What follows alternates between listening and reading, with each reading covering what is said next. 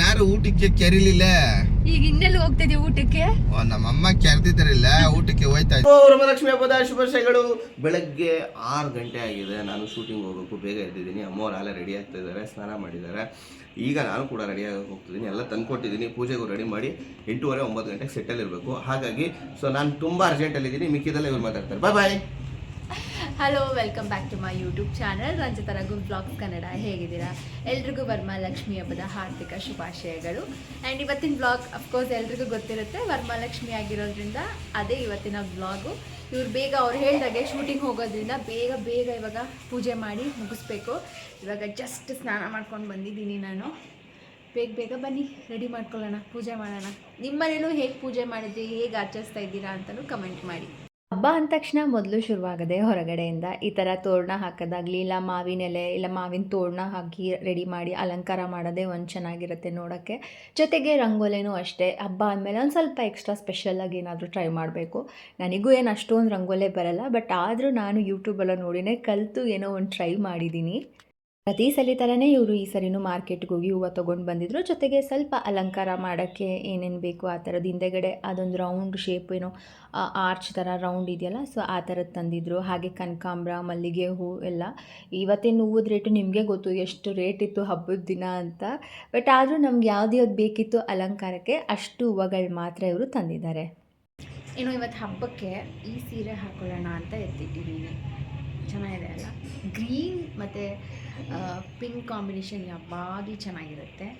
So blouse ನಾನು ಸಿಂಪಲಾಗಿ stitch ಮಾಡಿಸಿದ್ದೀನಿ. ನಾನೇನು ಇದಕ್ಕೆ ವರ್ಕ್ ಎಲ್ಲ ಮಾಡಿಸೋದೇನು ಮಾಡಿಸಿಲ್ಲ. ನಾನು ಯಾವಾಗಲೂ ಏನಂದರೆ ಏನಾದರೂ ಅವಶ್ಯಕತೆ ಇದೆ ಅಂದರೆ ಅಷ್ಟೇ ಜಾಸ್ತಿ ನಾನು ವರ್ಕ್ ಮಾಡಿಸೋದು ಆ ಥರದ್ದೆಲ್ಲ ಮಾಡಿಸ್ತೀನಿ. ಏನು ಬೇಡ ಅಂದರೆ ನಾರ್ಮಲಾಗಿ ನಾನು ಸ್ಟಿಚ್ ಮಾಡಿಸ್ತೀನಿ.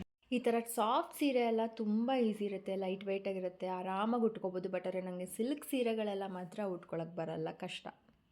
ಇನ್ನು ನೀವು ವರಮಹಾಲಕ್ಷ್ಮಿ ಹಬ್ಬನ ತುಂಬ ಗ್ರ್ಯಾಂಡಾಗಾದರೂ ಮಾಡಿ ಇಲ್ಲ ಸಿಂಪಲಾಗಾದರೂ ಮಾಡಿ, ಆದರೆ ಇದಂತೂ ಮಾಡಲೇಬೇಕು. ಯಾಕಂದರೆ ಕಲಶ ಪ್ರತಿಷ್ಠಾಪನೆ ಮಾಡುವಾಗ ಇದನ್ನು ಮಾಡಲೇಬೇಕು. ಒಂದು ಕಲಶದ ಚೊಂಬಲ್ಲಿ ನಾವು ನೀರು ತುಂಬಿಸಿ ಅದಕ್ಕೆ ಒಂದು ಚಿಟಿಕೆ ಅರಿಶಿನ, ಕುಂಕುಮ, ನಿಂಬೆಹಣ್ಣು, ದ್ರಾಕ್ಷಿ, ಗೋಡಂಬಿ, ಬಾದಾಮಿ, ಒಂದು ಕಾಯಿನು, ಹಾಗೆ ನಾನು ಬಟ್ಲಡಿಕೆ ಇಟ್ಟಿಲ್ಲ, ಒಂದು ಬಟ್ಲಡಿಕೆ ಹಾಕಬೇಕು. ಜೊತೆಗೆ ಒಂದು ನಿಂಬೆಹಣ್ಣು, ಇಷ್ಟನ್ನು ಸೇರಿಸಿ ನಾವು ಇದ್ರ ಮೇಲೆ ನಾವು ತೆಂಗಿನಕಾಯಿನ ಇಟ್ಟು ಹಾಗೆ ಪೂಜೆ ಮಾಡಬೇಕು. ಇನ್ನೂ ಕೆಲವರು ಗೋಮತಿ ಚಕ್ರ ಇದನ್ನೆಲ್ಲ ಯೂಸ್ ಮಾಡ್ತಾರೆ. ಬಟ್ ನನಗೆ ನಮ್ಮ ಗುರುಗಳು ಇಷ್ಟನ್ನ ಇಟ್ಟು ಪೂಜೆ ಮಾಡು ಅಂತ ಹೇಳಿದ್ದಾರೆ. ಸೊ ಹಾಗಾಗಿ ನಾನು ಅಷ್ಟು ಐಟಮ್ ಅಷ್ಟೇ ಹಾಕಿ, ನಮ್ಮ ಮನೇಲಿ ಅವಾಗಿಂದನೂ ಮುಖವಾಡ ಇರೋದ್ರಿಂದ ನಾನು ತೆಂಗಿನಕಾಯಿ ಇಟ್ಟು ಅದ್ರ ಮೇಲೆ ಮುಖವಾಡ ಇಟ್ಟು ಪೂಜೆ ಮಾಡ್ತಾ ಇದ್ದೀನಿ.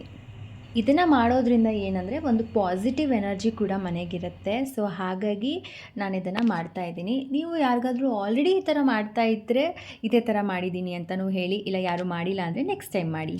ಪೂಜೆ ಎಲ್ಲ ಮುಗೀತು. ಸೊ ಏನಮ್ಮ ಏನಿವತ್ತು ಸೋ ಅಂತ ನನ್ನನ್ನೇ ಬ್ಲ್ಯಾಂಕ್ ಆಗಿ ಕೇಳ್ತೀವಿ. ಯಾವಾಗಲೂ ಪಡಪಡ ಅಂತ ಆ ಶೋ ಅಲ್ಲಿ 10 ಮಾತಿಗೆ 2 ಸರಿ ಸೋ ಸೋ ಸೋ ಅಂತಿದ್ರು. ಭಾಳ ಸಂತೋಷ ಆಯ್ತು ಅದನ್ನು. ಅದೇ ನನಗೂ ಬಂದ್ಬಿಟ್ಟಿದೆ. ಆಮೇಲೆ ನಾನು ಮನೇಲಿ ಇದ್ದಾಗ ಇನ್ನೇನು ಮಾಡ್ತಿರ್ತೀನಿ ಹೇಳು, ಯೂಟ್ಯೂಬಲ್ಲಿ ಅದು ಇದು ನೋಡ್ತಾನೆ ಇರ್ತೀನಲ್ಲ. ಹೌದು, ಇವತ್ತು ಆ್ಯಕ್ಚುಲಿ ಸಾರಥಿ ಫಿಲಮ್ ನೋಡ್ತಾ ಇದ್ರು ಬೆಳಿಗ್ಗೆ.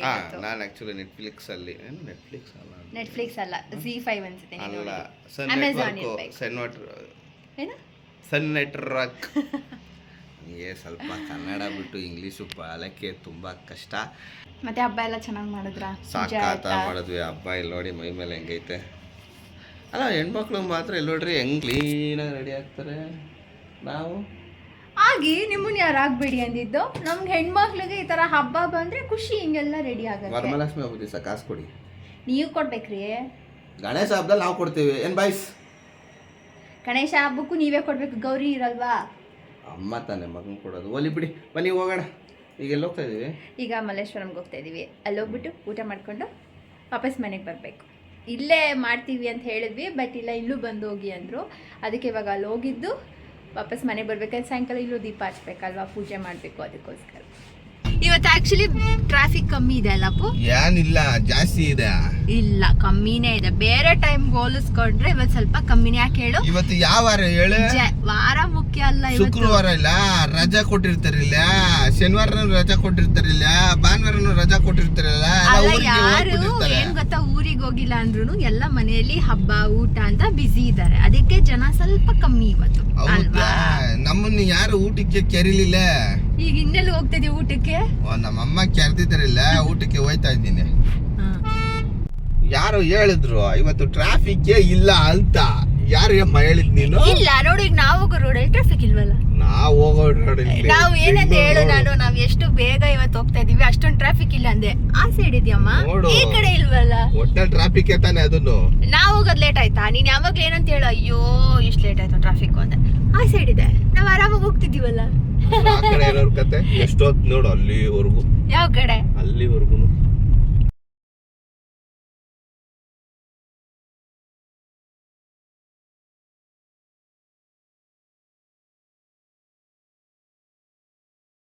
ಯಾರಿಗಾದ್ರೂ ಒಬ್ಬಟ್ಟು ಬೇಕು ಅಂದರೆ ಆರ್ಡ್ರು ಬೇಕಾದರೆ ಕೊಡಿ, 1 ಅವರ್ ಒಳಗಡೆ ಒಬ್ಬಟ್ಟು ಮಾಡಿಕೊಡ್ತಾರೆ.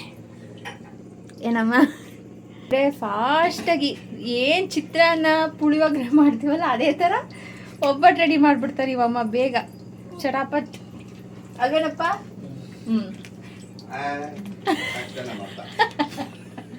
ಅಲ್ವೇನಪ್ಪು?